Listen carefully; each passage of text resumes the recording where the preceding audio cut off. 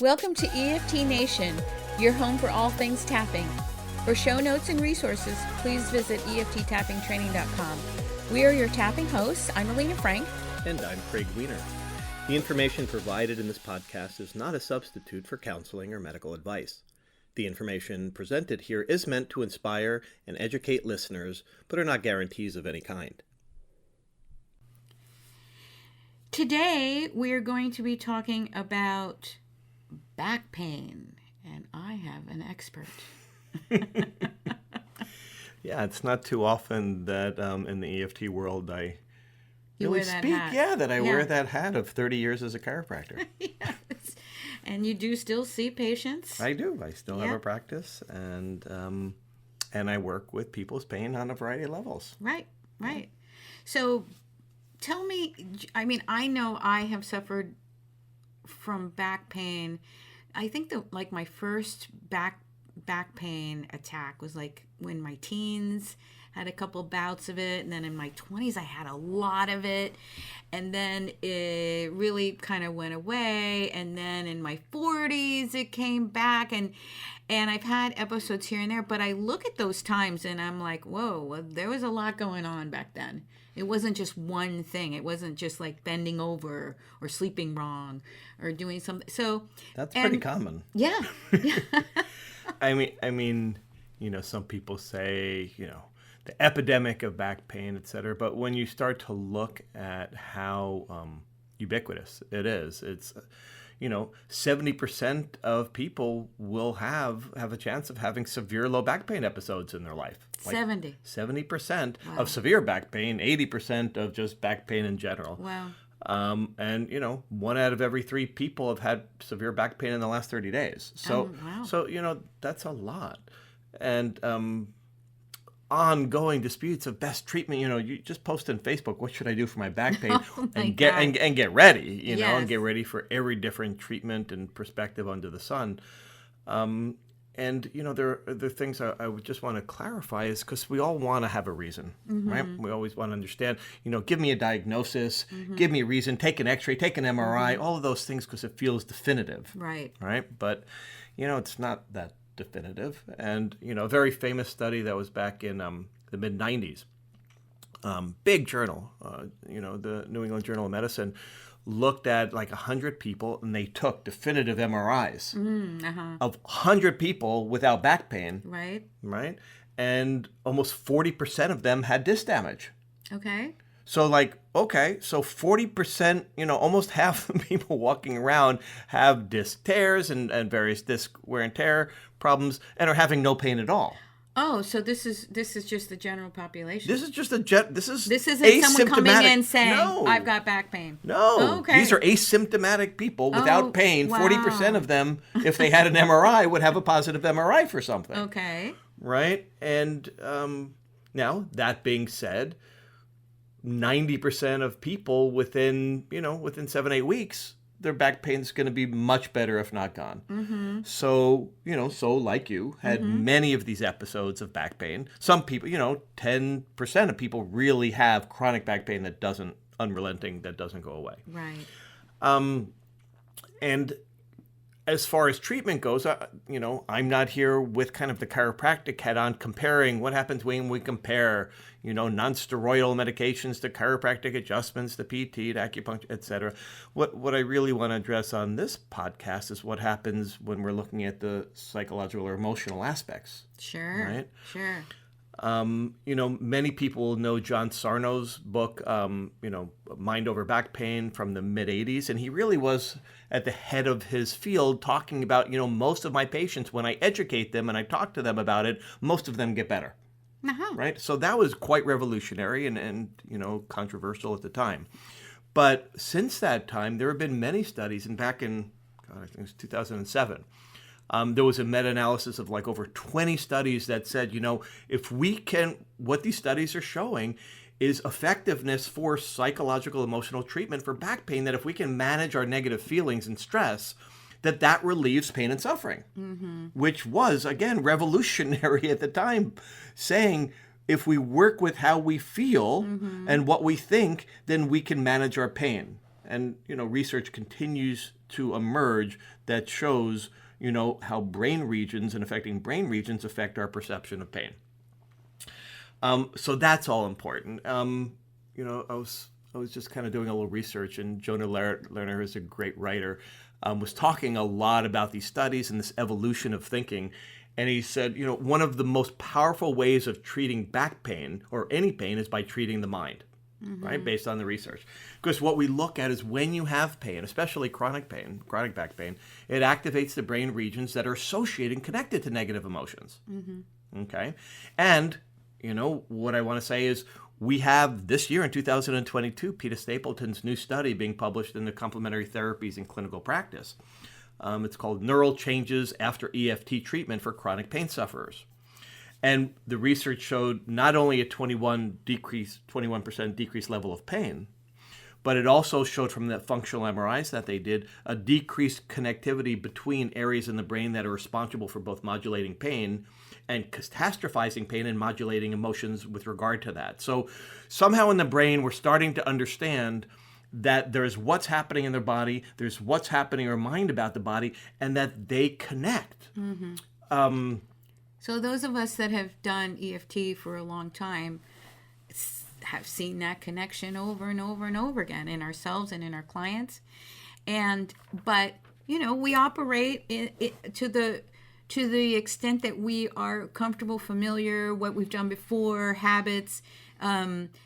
Thinking has to radically change around this for mainstream and even alternative practitioners, because I gotta say, I remember working with a kind of skeptical chiropractor that I was dating once. I don't know who you're talking about. I don't know what you're talking about, because it can't be just in your head. Right. Except, it is. Yeah. And because when we look at pain, there is the perception of pain, yes, right? And that's clearly in the brain, right? Brain perception and neural pathways with regard to that.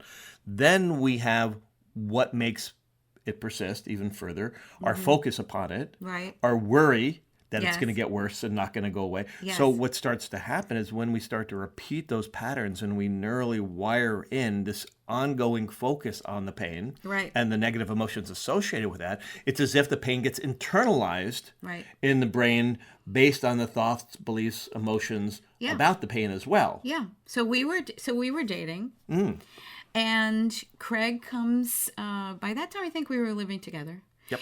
And you come home from working outside on a property that you owned. Yep. And you came in hunched over, holding your back. I did. Universal sign for back pain. There you go. And so I said, how you doing? Oh, I just need to ice. I know what to do. I hurt my back. I back. I wasn't freaked out about it. It's like, I can take care of myself. Yeah, just let me go do with my stretches and my ice, the things I know I need to do. And then you weren't getting better and you were in a lot of pain. And I said, well, would you like me to do some tapping with you on that? Yeah, and I'd say at that point in the relationship to say no.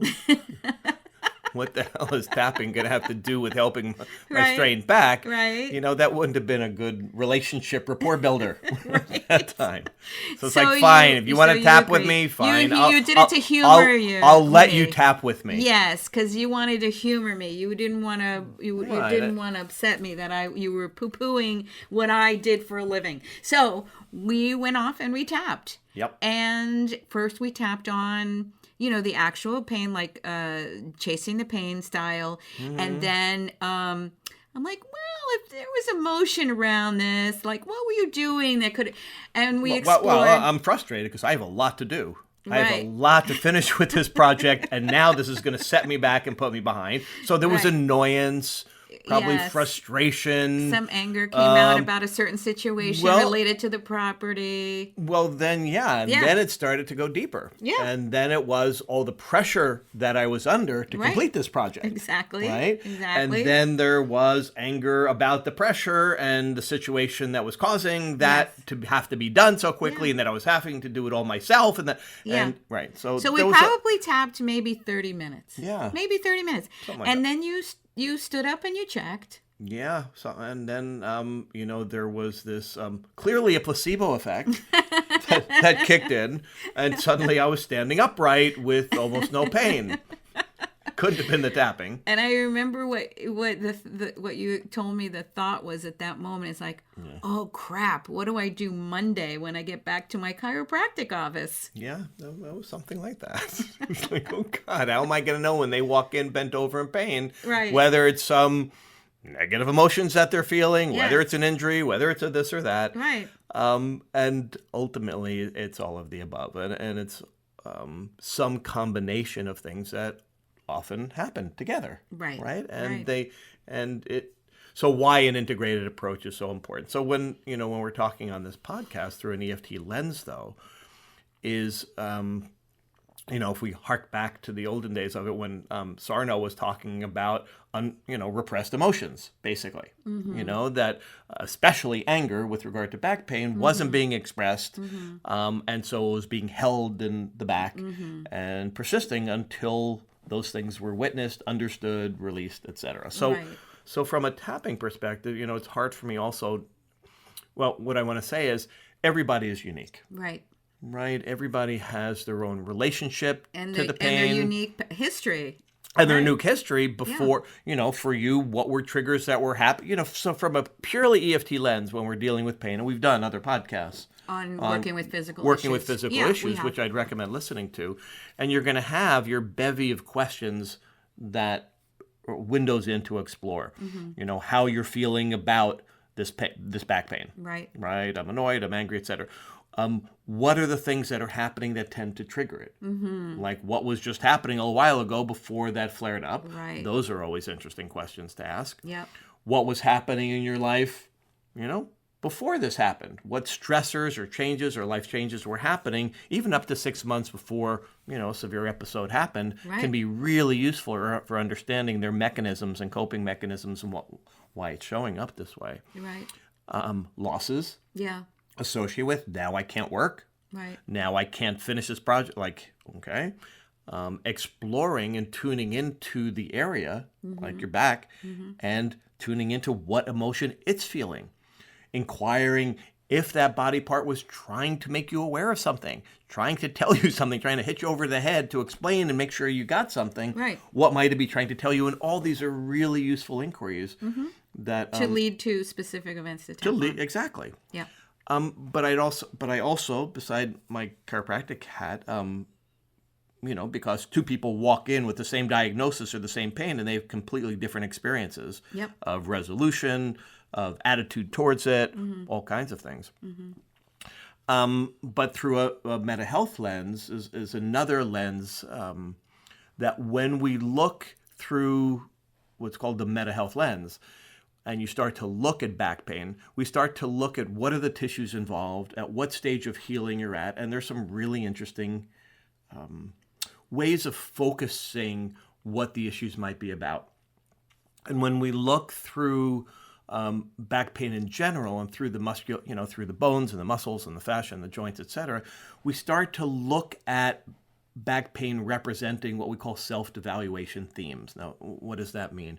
It means that especially in the lower back and especially in the spine, that there is something deep at the core of who you are that you are feeling not enough about. Okay? And whether you're feeling inferior about a situation, whether you're feeling worthless about a situation or not strong enough to stand up to a particular situation or person, and there's this feeling of a deep feeling of I can't finish this, I can't accomplish this, and often associated with a tremendous amount of experience of pressure.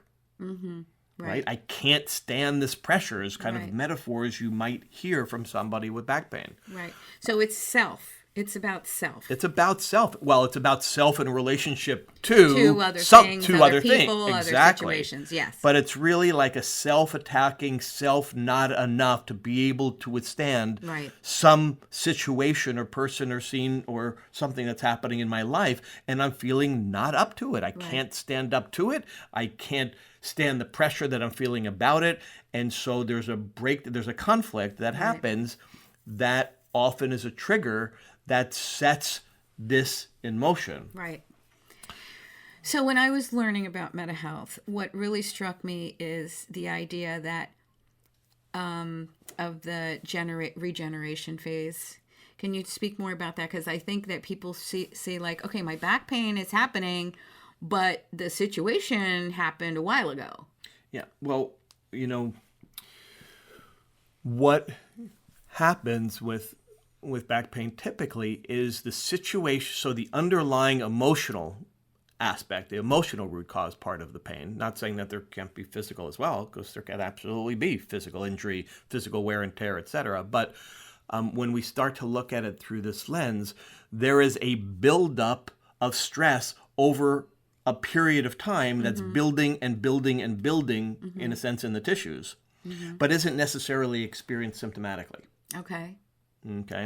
Then typically what happens is there's some step that is taken by the person to move things forward, to start to correct the underlying stressful situation, the underlying stressor, pressure, etc. Like taking a stand, speaking up. Something like that. Setting boundaries, anything like that. Yep. And then the ironic thing that might be experienced is once that healing progressive step is taken, that's when the body then moves to start healing that tissue, repairing that tissue, which is experienced as inflammation, scar tissue formation, all of those things, which is experienced as pain. Yes. Right? I know. Bummer. I know. Or not. But it's good to know, because if you know this information, then you have more understanding, you have more patience, oh, I'm on the way to healing. That's why I'm feeling this. Yeah. It's not so scary. And that goes back to John Sarno's work, doesn't it? Yes. That when he looked at, and talked about it, he said, his treatment was, you need to listen to my lectures every day for a month, or whatever it was. But what he was doing was the psychoeducation, the reframing, the releasing of, through his own way, of the negative emotions and worry and stress about the situations in their life that were related to their back pain. So he was on the right track. Yeah. Right now, he wasn't using tapping and, et cetera. And it was more global than the meta lens. So, this is the back pain that we're talking about, but for different systems in the body, the pain might occur in at different stages. And so that understanding, and the understanding of like what the meaning is and what to target and what specific situations contribute to specific parts of the body in pain and dysfunction. Well, that's the study of meta health. Yeah. I mean, when we start to look at why different organ systems in the body we do what they do in their healing, it's an exploration of what is the biological meaning and purpose of a tissue growing or expanding or breaking down, etc. So in other words, why those tissues respond in a biologically meaningful way to try to support our healing, not just of the tissues and the body, but of the underlying emotional, psychological, and energetic conflicts that are happening that are showing up as a physical response in the body. Right. So last year when we did a workshop on finding the emotional root causes of physical conditions, you were not yet a meta trainer. That's true. And now you are, and you're doing a workshop. You want to tell folks about that? Yeah. So we have, that's actually coming up this weekend. And we'll probably be offering this every year. That's the foundational course for meta health. And this is really that first kind of 12-hour introduction, understanding the concepts, understanding the biological imperative of what's happening in different tissues and why, and really getting a deep grasp of the meta health lens. And this is for yourself as well as for a lens of working with others.